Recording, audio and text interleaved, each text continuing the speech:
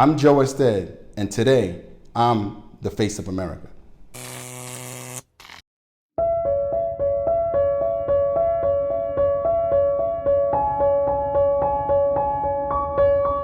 Growing up in the low-income areas in New York, I was a victim of police brutality. Coming out my building, getting thrown on the ground, getting roughed up. And I used to always say, like, there's something wrong with that picture. You should be able to police without treating people the way I was treated. So I always had, I guess, an interest in trying to figure out why you can't treat people like that in police. It has to be a better means the way you police in regards to how I was being treated. So as I got older, my brother, he entered into law enforcement, and me bouncing around from family member to family member, my brother was able to actually allow me to stay with him at a young age. So I kind of followed his footsteps in the police office, being a police officer. He went into corrections, and then he went into police officer. I did the exact same thing. I went into the correction department, then I became a deputy sheriff, the sheriff department, then I became a police officer. I was born in Brooklyn. I was raised in New York City, low income area. My father wasn't around. I could probably tell you I seen him maybe a few times on one hand.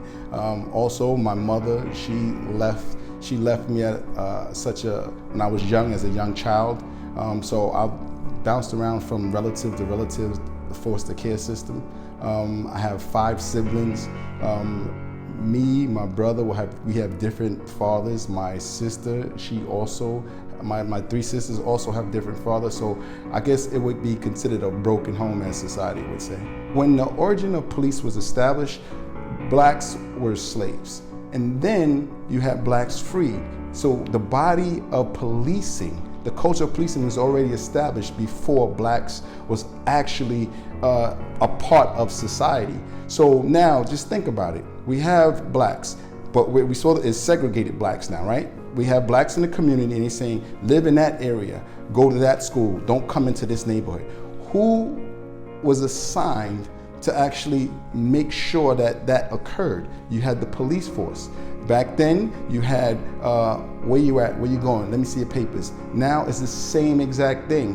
Where you at, let me see your ID. So the mindset of the way law enforcement looks at people of color, right, it was never good. It was always a bad relationship between the black community and law enforcement. And the police department haven't figured that out yet. So when I'm talking to my friends in the police department, they don't understand that concept. Me working in low income area now as a police officer, and then working aside by white officers, when I have these conversations about the community that I'm policing, their viewpoint is totally different than mine. My viewpoint, I come from there, I understand there. Their viewpoint is, I don't come from there, so I only can go on what I've been taught, what I've been shown. Like, for example, one of the officers that I worked with, right? We were standing in a low income project area, and he was standing there, we wasn't on a call, but he was standing there holding his gun. So I was like, is there a problem? What is the problem? Why are you holding your gun? Is it something I need to worry about?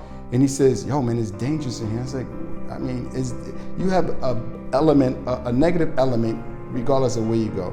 And anytime you put poverty in any area, regardless of race, you're gonna have a criminal element, right? So I asked him, I said, what makes you think that why are you on high alert? And I said, have you been raised around a lot of blacks? And he was like, no. I said, so when did you start coming in contact with blacks?